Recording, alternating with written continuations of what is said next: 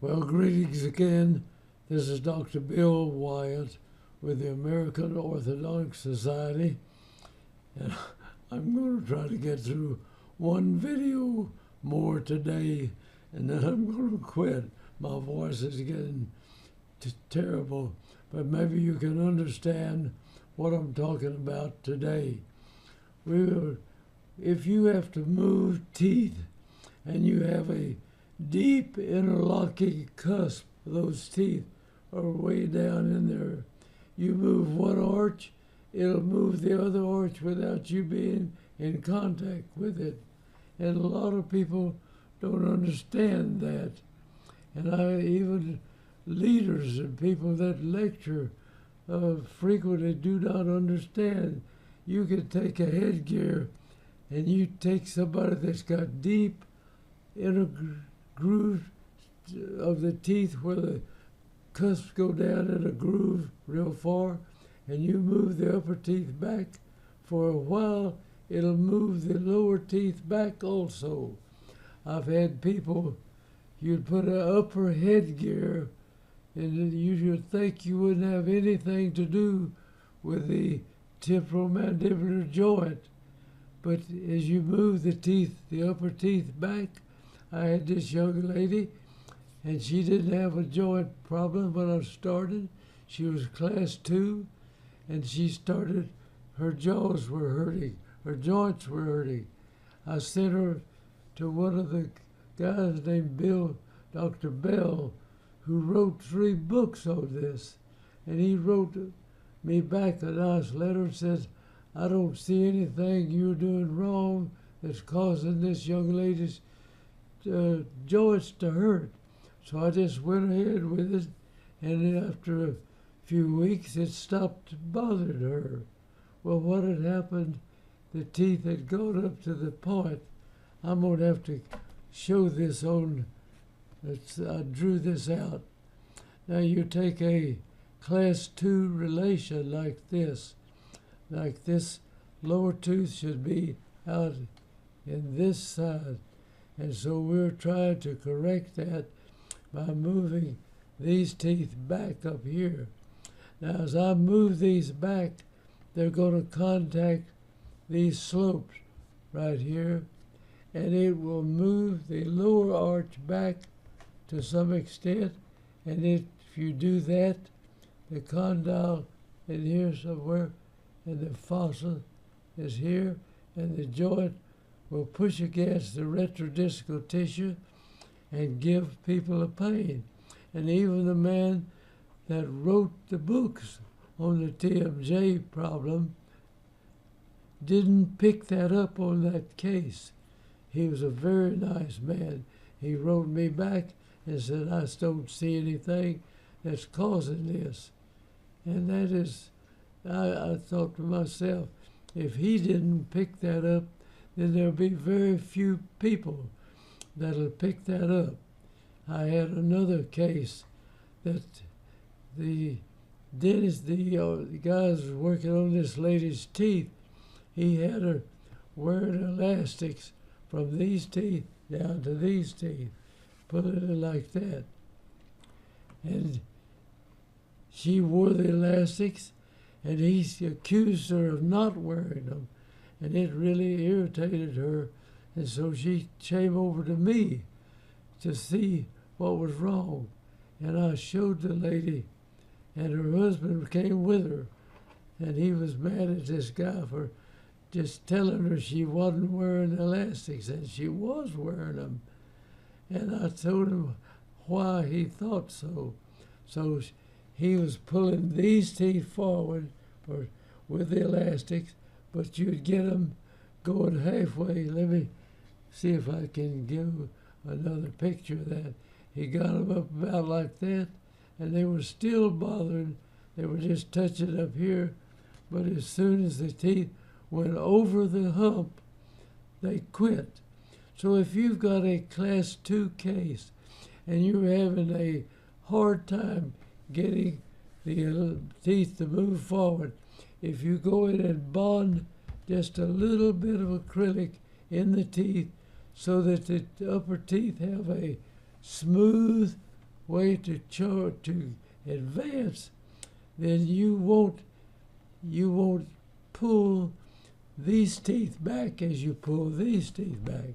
You can pull this over, and these teeth will slide much easier. So if you got a class 2 case that's giving you a problem and you don't think they're wearing elastics, make sure just put a slight amount of acrylic in here where the teeth are touching that, and it'll slide over it. Then you've got to come back and take that off after you get the teeth back to the correct position. Now, this is something that many people do in orthodontics, even at trained orthodontists in the universities don't realize this.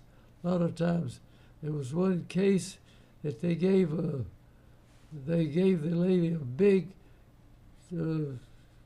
legal amount of money because the guy had taken some teeth out and it made her jaw hurt, and it wasn't hurting when she started, and all it was teeth under the back. If I go back here, there were teeth like this. He was pushing these teeth back, trying to close the space, and he was making the bottom teeth go back.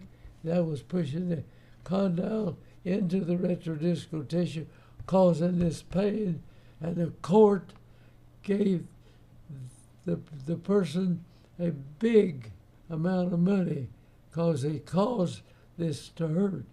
If the fella had just thought about it and learned about it and had gone in there and put some acrylic on the teeth like this, it would have pushed this. You could push this arch all you want to, and it won't have any effect on the fossa back here, where the condyle is fitting underneath here.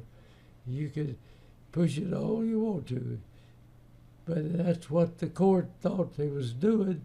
But they thought because he had taken teeth out that had made this hurt, and they gave this woman, I don't know, it was a tremendous amount of money. And the orthodontist, everybody started saying, well, you don't use headgear.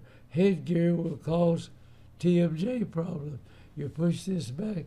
Class 2 can cause a TMJ problem.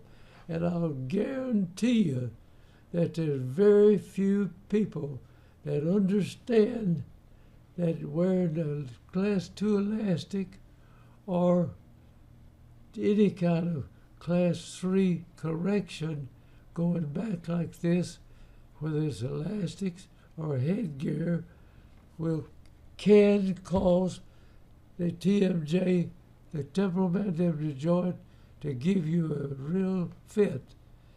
And they don't understand that. All they would have to do, I'm going to erase all that. All they have to do is come in.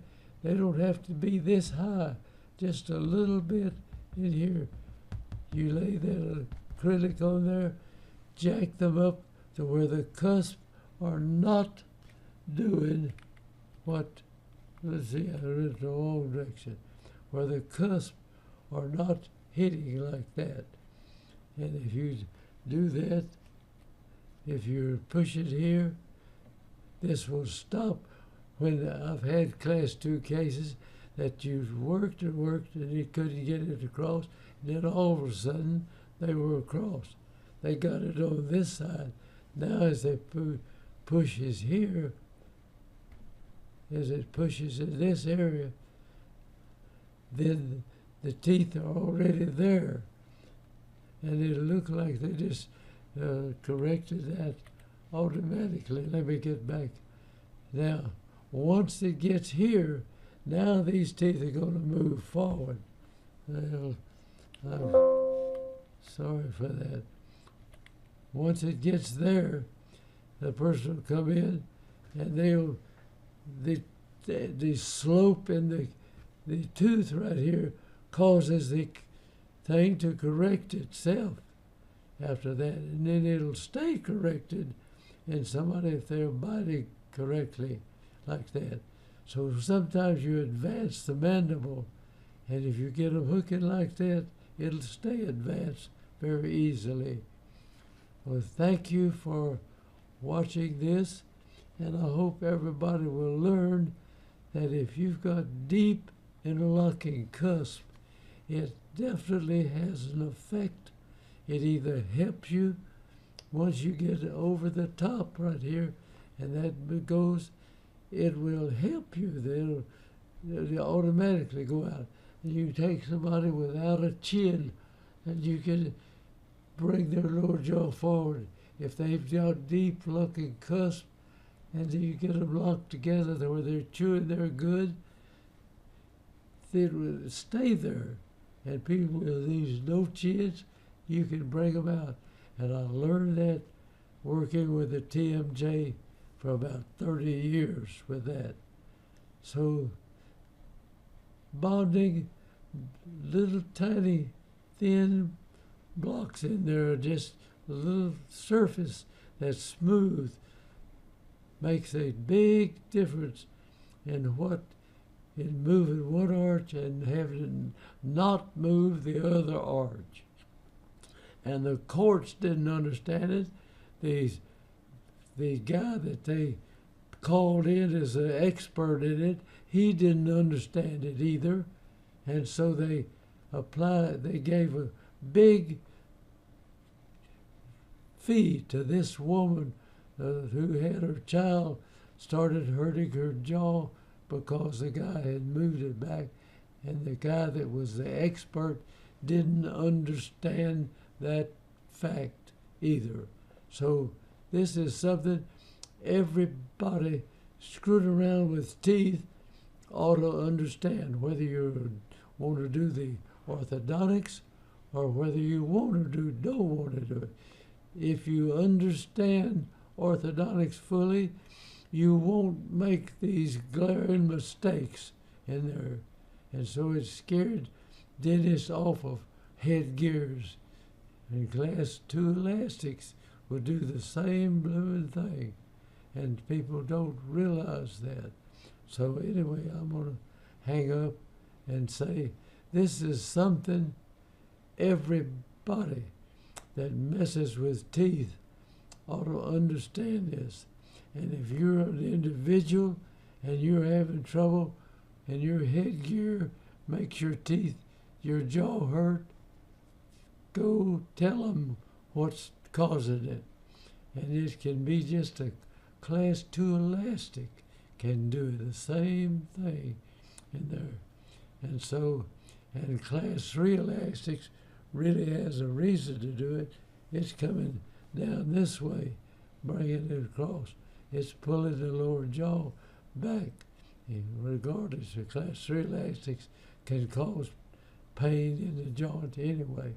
So thanks again. I want to get this smoke out here. And I want to say goodbye and close this out. But this is something that everybody that messes with the teeth, whether you're an orthodontist or you're a general practice or you're just somebody that is hurting, and if the way you bite can cause this. And so I'll hush up here, but this is something people need to understand. I don't care whether you got braces or not. If you have a joint problem, you can cause it yourself, right like this. Then I'll say goodbye now.